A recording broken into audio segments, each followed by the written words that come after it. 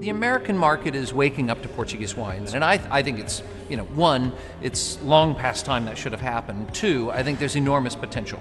And the reasons are several. The white wines of Portugal, even though they're relatively new in this style to the Portuguese, much less to the rest of the world, they're crisp and clean and refreshing, and these are wines that we really, really want. So Portuguese wines, I think, are particularly the red wines, will find an easy market in the US because there's a certain amount of voluptuousness to some of these reds, allied with this crispness, this refreshing character. I believe that 5 years ago, certainly 10 years ago, most of us viewed the diversity and the lack of familiarity with grape varieties out of Portugal, historic grape varieties, as a problem.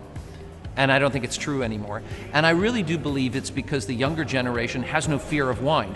What has happened is that a younger generation has taken over the buying, and that younger generation is eager to find new things. They're very, very interested in the new and the novel. And while Portugal has this fantastic history, for us, this is new. For us, this is novel.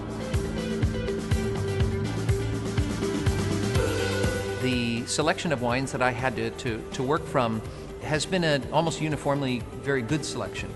So because the group of wines I was choosing from were winnowed down a little bit to begin with, some of the lows aren't there, some of the lesser wines are not there. So you're choosing a lot of wines, and it's a sort of compact quality assessment that one is making. And so you're choosing by tiny gradations, which means you have to be very careful. You have to be very focused and very careful.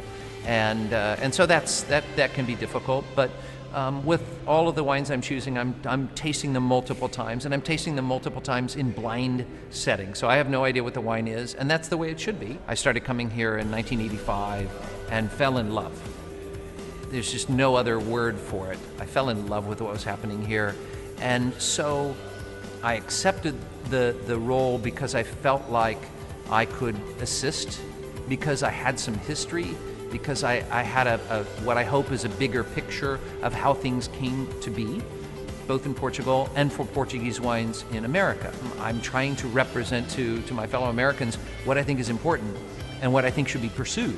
I hoped to make a selection that represented well what Portugal is doing, that we in America will immediately adopt if we only take the time to taste it.